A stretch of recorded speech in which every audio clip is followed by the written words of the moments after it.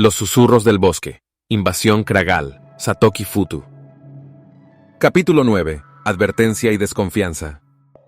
El aire en San Mateo de Otao se había vuelto pesado tras el arribo de Alba y Marcos, cubiertos de barro y heridas, contando historias de criaturas insectoides en el bosque.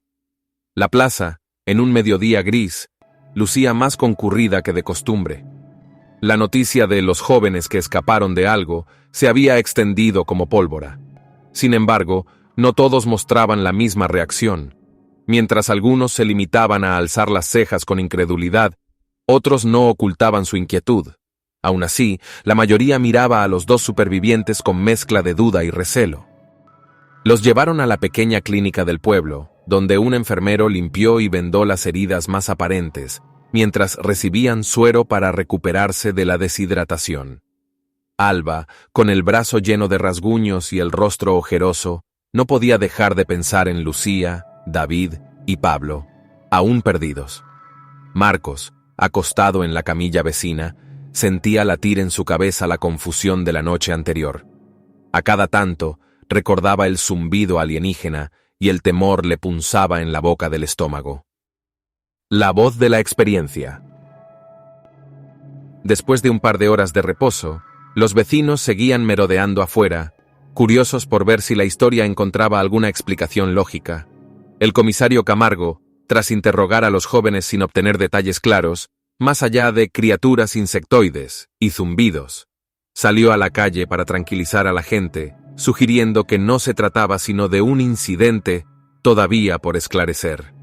Por su parte, Alba y Marcos esperaban que alguien por fin les creyera. Fue entonces cuando apareció don Gerardo, un anciano que llevaba años viviendo cerca de la zona boscosa. Tenía el porte encorvado, barba rala y ojos pequeños, pero brillantes de astucia. Empujó la puerta de la clínica sin pedir permiso, exigiendo que le dejaran ver a los muchachos. El enfermero torció el gesto, pero al final cedió, dejando que se asomara a la sala donde Alba y Marcos descansaban.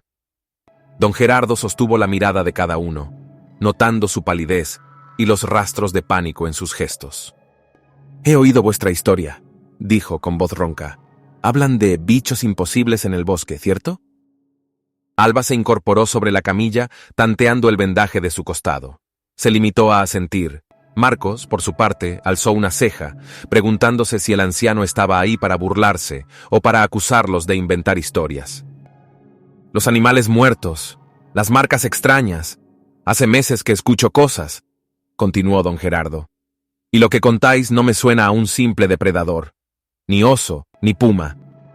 Alba se atrevió a preguntar sin disimular la sorpresa. «¿Usted cree en lo que decimos?» El viejo entrecerró los ojos, se sentó en una silla improvisada y resopló.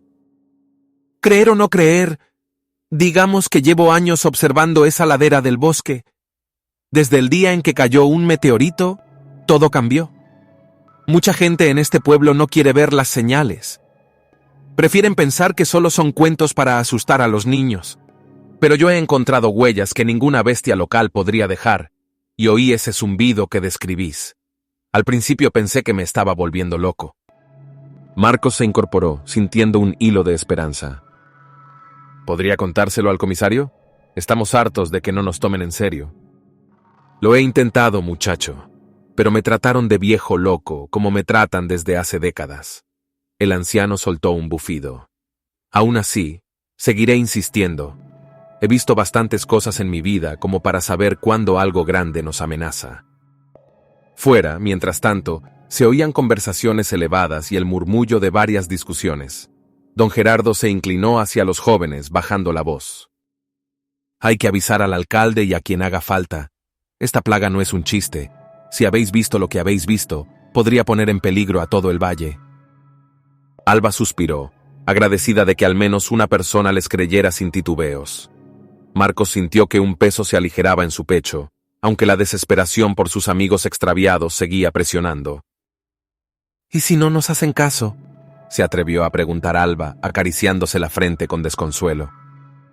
«Seguid contando lo que os sucedió. Tarde o temprano, la gente reaccionará». Don Gerardo se levantó con un leve quejido. «Y los que quieran ignorarlo, que lo ignoren, hasta que los hechos les tapen la boca, intentando explicar lo sucedido. A la salida, los aguardaba el comisario Camargo con gesto serio. Había un par de personas más de la alcaldía, sin uniforme, y varios curiosos que escuchaban a ratos, asomados por la ventana de la clínica. Cuando los dos jóvenes se atrevieron a relatar, de nuevo, la historia de criaturas insectoides, depredaciones extrañas y amigos desaparecidos, la atmósfera se cargó de murmullos escépticos. ¿Vosotros decís que hay monstruos en el bosque?, repitió el comisario con cierto tono de sorna. No son monstruos de leyenda, contestó Marcos con vehemencia. Son reales, los vimos con nuestros propios ojos. ¿Habéis consumido algo? ¿Algún hongo alucinógeno?, insistió otro funcionario. No, terció Alba conteniendo la rabia. Y tampoco somos idiotas. Hemos visto lo que hemos visto, y casi nos matan. La incredulidad era evidente en la mayoría de rostros. Un par de vecinos se reían por lo bajo, otros se miraban con expresión de «¿Qué locura es esta?». Don Gerardo, a un lado, apretaba los labios, consciente de que el escepticismo era más fuerte que el miedo a lo desconocido. «Escuchad», dijo el anciano con voz grave. «Me he topado con huellas raras y he oído ese zumbido que describen. Ya van muchos animales muertos, y nadie encuentra una explicación clara. ¿No os parece demasiada coincidencia?». El silencio se extendió unos segundos. El comisario miró a don Gerardo de soslayo, algo incómodo, y luego se dirigió a la gente. «De acuerdo. Vamos a ver. Podemos mandar a algunos hombres a revisar el bosque, pero no hay indicios de criaturas imposibles. La naturaleza puede jugar malas pasadas. Tal vez se trate de un brote de coyotes o de jabalíes enfermos». A pesar de ese intento de calmar los ánimos, la conversación se quedó flotando en el aire con un pozo de duda. Alba y Marcos sintieron que sus palabras habían sido en vano, reducidas a una fábula para algunos. Salieron de la clínica tomados del brazo, con las piernas todavía temblorosas. Don Gerardo, que caminaba despacio, los acompañó hasta la callejuela que daba a la casa del anciano. «No os preocupéis, chicos. Cuando la gente empiece a ver más cosas, se abrirán los ojos». «Ojalá no sea demasiado tarde», comentó Alba con un hilo de voz. La sombra de la próxima amenaza. La tarde se cernió sobre San Mateo de Otao con una inquietud latente. Mientras algunos chismosos seguían mofándose de la supuesta historia de bichos gigantes, otros se mostraban más reservados. Comenzaron a aparecer testimonios de campesinos que, días atrás, también habían encontrado reses con marcas incomprensibles. Una señora juró haber oído a sus perros ladrar durante horas, como si algo merodeara su propiedad, para luego descubrir una cabra medio seca en la parte trasera del corral. Hasta los más incrédulos empezaban a preguntarse si habría algo más allá de la fantasía. Poco a poco, el rumor de que los bichos del bosque podían ser reales prendió en algunas mentes. En una cantina cerca del mercado, un hombre narraba que había visto luces extrañas merodeando la zona del cráter donde cayera el meteorito. Sin embargo, como era habitual, otro se burlaba, atribuyéndolo a borracheras o exageraciones. Mientras la discusión seguía, un enjambre de preguntas rondaba.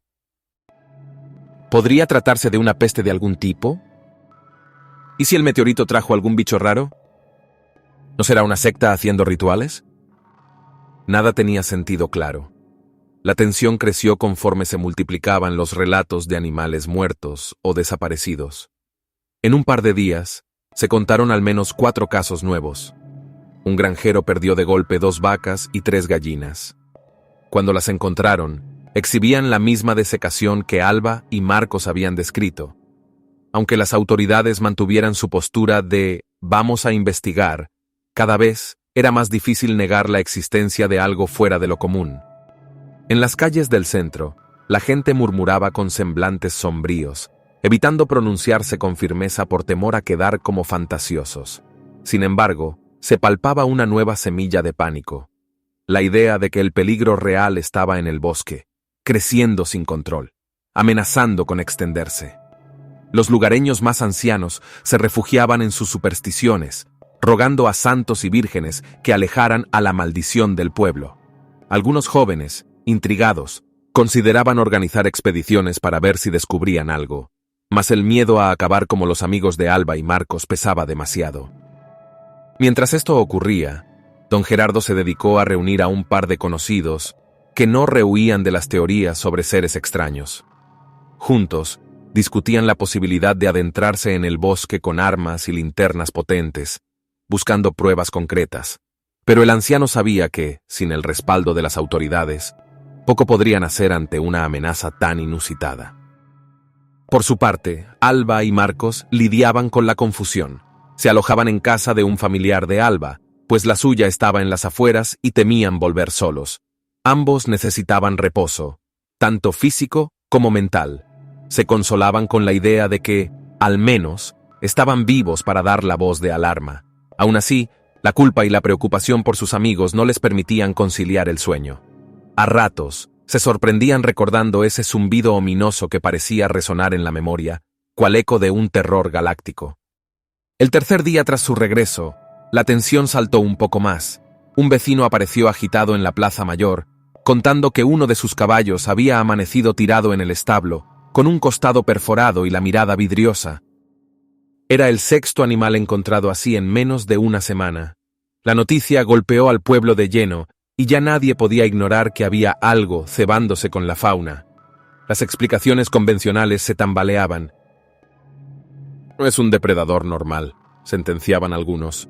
Ni deja rastro, ni sangre, ni huellas claras. Tal vez sean esas cosas de las que hablan los jóvenes, admitía alguien a regañadientes. Y así, la duda se expandía, suspendida sobre el aire caliente de la tarde, creando un ambiente tenso y cargado de presagios.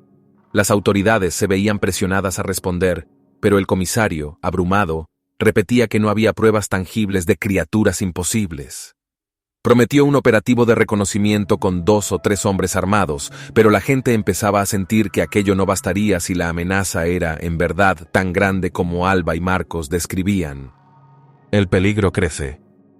En las horas siguientes, la crispación se transformó casi en histeria silenciosa.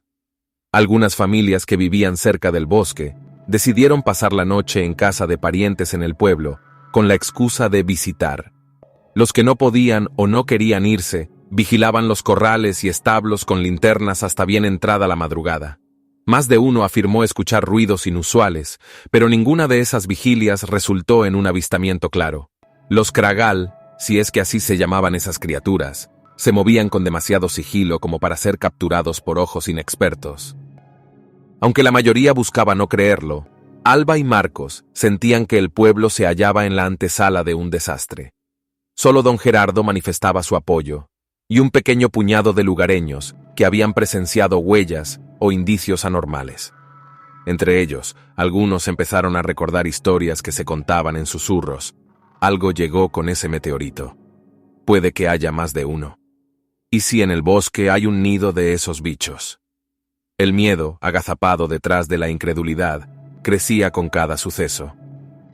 Mientras se ponía el sol el cuarto día, la voz de un hombre corriendo por la calle central resonó. Anunciaba que en la finca de un tal don Santos, una decena de gallinas y 2 cerdos habían desaparecido sin rastro. No quedaban ni huesos, ni plumas, nada. Era como si la tierra se los hubiera tragado. El rumor se extendió, y con él, la convicción de que algo andaba muy mal. Al caer la noche, varios vecinos se reunieron en la cantina, discutiendo a gritos sobre qué hacer. Sin embargo, las opiniones divergían. Unos pedían reforzar la vigilancia, otros se burlaban diciendo que no había monstruos, y unos cuantos guardaban silencio, sintiendo un pálpito oscuro en el pecho. Alba, desde la ventana de la casa donde se refugiaba, contemplaba las sombras de la plaza, iluminadas por unos faroles tenues. Aún tenía fiebre baja y cojeaba, pero la ansiedad no la dejaba reposar. Marcos, sentado en una silla, repasaba mentalmente los sucesos recientes, deseando encontrar una manera de probar la existencia de los kragal. Sin pruebas concretas, la desconfianza de los escépticos no se doblegaría fácilmente. Tarde o temprano van a verlo con sus propios ojos, comentó ella con un temblor en la voz. Pero para entonces, quizá ya sea tarde. Marcos no respondió, más que con un leve gesto de amargura. Sabía que esa noche terminaría con más historias de desapariciones y quizá algún testigo que se atreviera a hablar de siluetas en la oscuridad. El pueblo estaba al borde de un pánico generalizado, y la ignorancia sobre la naturaleza exacta de esas criaturas no hacía sino añadir confusión. Así, el día cerró con la certeza de que algo grande se preparaba. Había cadáveres de animales, relatos que coincidían en lo imposible, un viejo meteorito, que muchos calificaban de pura coincidencia, y dos adolescentes traumatizados que juraban haber escapado de una pesadilla alienígena. La pregunta que rondaba en cada esquina, como un susurro, era si aquello sería el preludio de un ataque mayor. Mientras el pueblo debatía, en el bosque la sombra de la próxima amenaza crecía, alimentada por el silencio y la incredulidad.